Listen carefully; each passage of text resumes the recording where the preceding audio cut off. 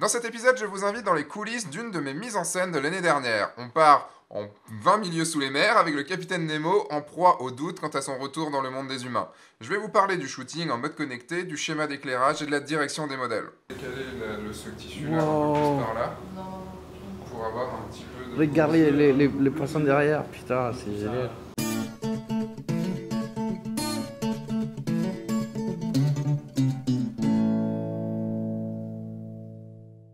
Bonjour, je suis Sébastien Roignan et vous êtes bien dans un nouvel épisode de F1.4.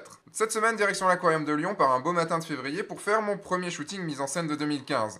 Et qui se révélera être le seul en fait de l'année. Mais ne vous inquiétez pas, à l'heure où est diffusé cet épisode, je serai en train de finaliser ma deuxième mise en scène de l'année. Ouais, déjà. J'ai été contacté par Kim Harris, un modèle qui est très adepte de se costumer et qui se costume très très bien, pour me proposer un shooting sur le thème du capitaine Nemo. D'habitude, je refuse toujours les projets qu'on me propose parce que j'ai besoin en fait de faire mes projets à moi. J'ai déjà pas le temps de faire mes projets à moi, donc si je fais le projet des autres, ça va être compliqué. Mais là, la proposition était très alléchante. Nemo, le Nautilus, un shooting dans un aquarium, des super beaux costumes.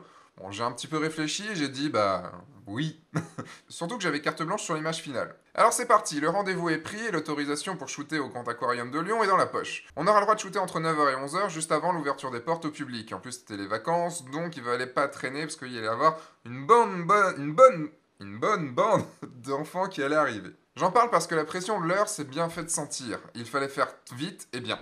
Pour bien préparer le shooting, j'y suis allé une fois avant pour m'imprégner du lieu et savoir où j'allais shooter. Il y avait également des grosses contraintes de lumière, sachant qu'on n'avait pas le droit de flasher, parce que les poissons n'aiment pas ça. Bon, malgré le fait qu'il y ait les photographes de l'aquarium qui flashent toute la journée, mais bon, ça c'est une autre histoire. Et on n'avait pas le droit de mettre de lumière directement non plus vers les poissons. Donc voici la photo en question. Pour vous donner un petit peu le background de cette photo, l'idée étant de mettre en scène la fin du livre 20 milieux sous les mers de Jules Verne, avec le capitaine Nemo qui est en proie au doute de savoir s'il veut remonter à la surface ou pas. Nemo étant un gros asocial qui n'a qu'une seule envie, c'est de partir du monde des humains, il a créé le Nautilus pour pouvoir s'en échapper, et à la fin de son aventure, il est là en train de se demander est-ce que j'y retourne ou est-ce que j'y retourne pas. Le Nautilus étant, comme je vous dis, son moyen de communication avec le monde, là où j'ai été très intéressé par ce personnage-là, c'est que moi, la photo, c'est mon moyen de communication avec le monde, donc il y a une espèce de parallèle que j'ai pu faire. Et toutes ces voix intérieures, toutes ces pensées intérieures, où il est d'un côté, il a envie d'y retourner, de l'autre côté, il a envie de rester tout seul, d'un autre côté, les humains l'ont fait chier, d'un autre côté, il a envie de faire chier les humains, enfin... Et du coup, j'avais envie de mettre ça en avant dans cette photo. Le costume de Marie était la représentation du Nautilus. C'est le Nautilus qui lui faisait toutes les voix dans sa tête. Donc j'ai créé un espèce d'effet fantomatique, puisque le Nautilus est une représentation de son esprit, donc il y a un petit aspect fantomatique. Plusieurs expressions différentes, des expressions gentilles, des expressions méchantes, des expressions de dédain, des expressions rigolotes, des expressions de tendresse. L'idée étant que ce soit quelqu'un de complètement perturbé. Voilà ce que j'avais à vous dire un petit peu sur la photo, sur la présentation de la photo. Sur ce shooting, j'avais une Wacom Compagnon 1 et que j'ai voulu tester en pleine action. L'intérêt était de voir le rendu sur un bon écran directement. J'avais envie de prendre le temps d'intégrer les personnages, de faire ma photo et d'intégrer les personnages au bon endroit dans la compo finale sur Photoshop. Mais je dois vous dire qu'en 2 heures, j'ai juste pas eu le temps de le faire en fait. On a juste eu le temps de finaliser le shooting, de prendre toutes les photos et ça a été assez compliqué. Pour comprendre le mode connecté, je vous invite à regarder cet épisode-ci où j'en parle totalement, donc ça sert à rien que j'y revienne ici. Vous pouvez du coup mettre cette vidéo sur pause, cliquer ici et aller voir cette vidéo si ça vous intéresse.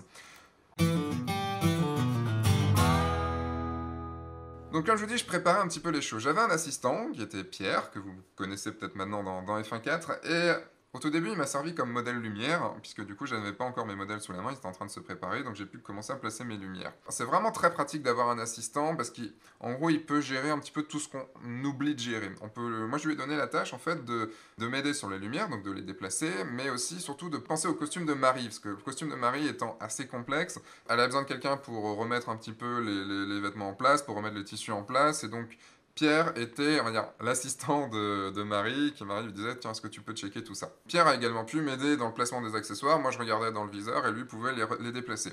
C'est vrai qu'un assistant est quand même toujours très pratique. Donc, nous arrivons au schéma d'éclairage. Je vous ai parlé de la contrainte de lumière tout à l'heure. Donc, comme je vous dis, il n'y avait pas le droit de flasher les poissons et il n'y avait pas le droit d'amener de lumière directement sur eux. Donc ça m'a beaucoup influencé sur la lumière que j'ai utilisée.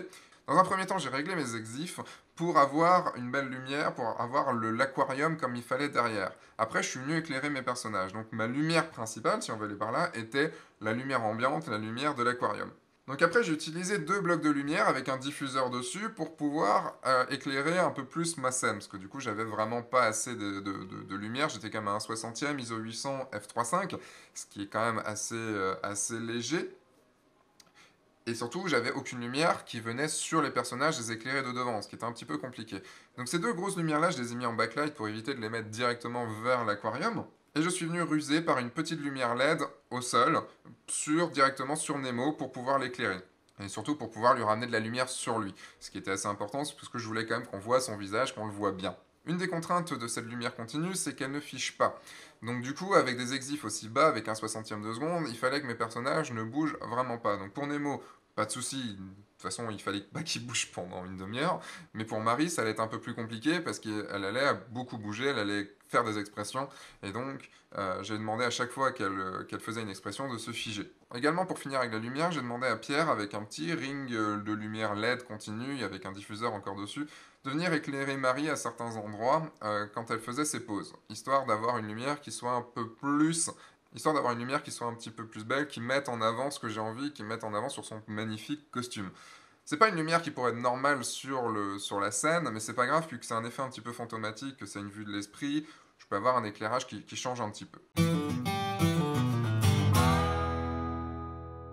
On arrive au placement des modèles. Donc je les ai placés devant ce grand aquarium. Donc un premier gros souci, c'est qu'on avait une barre en bas, une grosse barre en bas qui faisait que l'aquarium n'arrivait pas jusqu'au sol, ce qui franchement a été gênant. Le parquet qui n'était pas très beau. C'est pas grave, c'est pour ça qu'on a pris un grand tissu pour pouvoir le masquer au possible. On avait aussi un gros souci, c'était cette barre en plein milieu, cette barre en bois. Et donc ce poteau-là, autant on a pu enlever les câbles, autant on n'a pas pu enlever ce poteau-là. Donc j'ai mis la chaise devant. J'ai mis la chaise au milieu et je savais que j'allais avoir à effacer un petit peu le câble après. C'est pas très grave, j'ai quand même réussi à faire. J'étais aussi bloqué par le recul nécessaire parce que j'avais les marches et comme je voulais avoir un cadrage qui était assez bas avec une très légère contre-plongée pour donner une impression d'être au fond de l'océan, d'être sous l'océan, sous l'océan. Non, Seb, là t'es pas obligé de le faire. Vraiment pas. Vraiment pour donner cette impression que le monde entier, que l'eau lui pèse dessus. J'ai mis mon trépied dans une position assez bizarre, mais en fait c'est assez pratique de le mettre comme ça. Bon, il fallait que je me baisse vraiment pour voir comment cadrer tout ça, mais j'ai fait un cadrage très frontal. C'est pas une scène d'action, c'est pas une scène en plein dans un moment qui se passe, c'est une scène un peu contemplative. D'où cet aspect frontal. En étant très basse, ce qui me permettait aussi d'effacer au maximum le sol et de donner beaucoup plus d'importance à l'eau. Et comme le sol n'était pas très beau, j'étais assez content d'essayer de l'enlever au maximum. Une fois que le cadrage était fait, que les personnages étaient placés, il a fallu mettre les accessoires pour que ce soit le tout harmonieux. J'ai fait une erreur là-dessus, c'est que le gros bocal en verre, en fait, il était devant les pieds de Marie à un certain moment et j'ai oublié de l'enlever, donc du coup, ça m'a assez compliqué la tâche derrière en post-production. Donc maintenant que tout est placé, on passe à la direction de modèle. Pour mieux retranscrire les pensées de Nemo, j'ai demandé à Kimaris de me donner sa vision à lui du personnage, de me l'expliquer tel qu'il le pensait lui, comme c'est lui qui m'a amené le projet, et que c'est lui qui a créé, on va dire qui a recréé Nemo, qui a recréé son personnage de Nemo, c'est lui qui avait tout son historique en tête. Donc du coup, je lui ai posé pas mal de questions, je lui ai demandé à savoir quelle était la vision du personnage. Et j'ai fait la synthèse et j'ai trouvé une position pour lui. Je me suis mis dans sa tête, je me suis mis dans sa position, et c'est en discutant tous les deux qu'on a réussi à avoir vraiment cette belle position et savoir comment placer cette petite bouteille, parce il se bourrait la gueule quand même, le petit Nemo, enfin le grand Nemo. Je voulais pas non plus quelque chose de trop caricatural, il fallait aussi quelque chose d'assez graphique. Ensuite, pour les positions de Marie, pour les positions du Nautilus, j'ai redemandé encore à Kimaris de savoir qu'est-ce qui se passait dans la tête de Nemo, quelles étaient les pensées de Nemo, exactement. Pas son état d'esprit, mais les pensées, ce que le Nautilus lui disait. J'ai pris à peu près chaque idée, je les ai retranscrites dans une position, dans une façon d'être pour Marie. Une chose là qui se passe en ce moment, c'est que je lui demande d'exagérer les choses. En gros, Marie m'a dit « Ouais, mais si je me mets dans cette position-là, ça va faire bizarre, ça va faire ridicule. » Non. Et là, je lui ai expliqué qu'il faut toujours exagérer les choses. Il faut toujours exagérer le fait, ses expressions. On est dans une photo, on est dans quelque chose de figé, et donc si on n'exagère pas assez, en fait, on n'arrivera pas à passer l'émotion qu'on voulait. Et comme là on était vraiment dans une mise en scène avec beaucoup d'expressions, si je commençais à avoir des trucs très nuancés, ça allait pas se comprendre. Donc j'ai dû la pousser, j'ai dû pousser Marie. Ne pense pas à comment va être la photo finale, c'est moi le chef de la photo finale, c'est moi qui gère. Bon voilà, le shooting est fini, on a tout emballé pendant que les modèles allaient se déshabiller, pendant que les modèles allaient se changer. Pierre et moi, Emmanuel, on a du coup tout remballé très vite parce que les visiteurs commençaient à arriver, donc fallait vraiment qu'on aille très vite. Une fois que les visiteurs étaient là, j'ai quand même pu aller faire les photos des poissons, les photos des requins et tout ça qui me manquaient. Je suis allé à l'étage au-dessus. J'ai profité d'un moment où on leur donnait à manger, où donc ils étaient très actifs, pour pouvoir les prendre beaucoup en photo, là que vous voyez en ce moment. Parce que je me dis, plus j'en prends, plus j'aurai l'occasion d'en mettre dans la photo finale. Surtout, plus j'aurai des mouvements qui seront très harmonieux. Voilà, j'avais tout dans la boîte. J'ai oublié une seule chose, dont je vais vous parler la semaine prochaine, mais j'ai oublié une seule chose, c'est de prendre le lieu sans mes modèles. Et du coup, j'ai galéré parce que je n'avais pas de photo du lieu sans mes modèles, j'ai dû pas mal recréer un petit peu les choses, et enfin bref, ça m'a fait du boulot en plus, juste parce que j'ai oublié cette photo finale là. Allez, on revient dans le studio pour la conclusion finale. Et voilà, le shooting s'est terminé ainsi.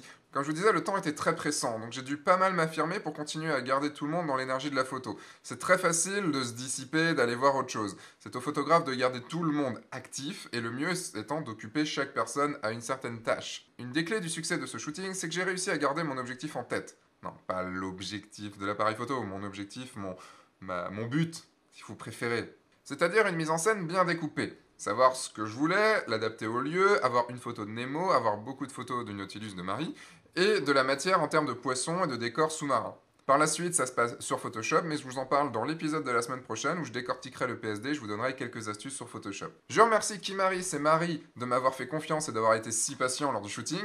Merci à Pierre qui a été un très bon assistant, et merci à Manuel pour le tournage des rushs. Merci au Clivra et à Miss Mad pour les accessoires, et merci à l'Aquarium de Lyon de nous avoir accueillis gentiment durant 2 heures. Vous pouvez retrouver cette photo-là qui s'affiche ainsi que beaucoup d'autres sur mon site auteur www.sebastienroignan.com. Si vous avez aimé cet épisode, n'hésitez pas à le partager à quelqu'un qui aimerait voir aussi les backstage d'un shooting comme celui-là. Et vous pouvez aussi cliquer ici pour recevoir un big épisode gratuit exclusif et recevoir aussi toutes les informations de F1.4. Je vous dis à la semaine prochaine pour vous parler du Photoshop de cette mise en scène-là. Et entre-temps, sortez, faites des photos et amusez-vous. Au revoir.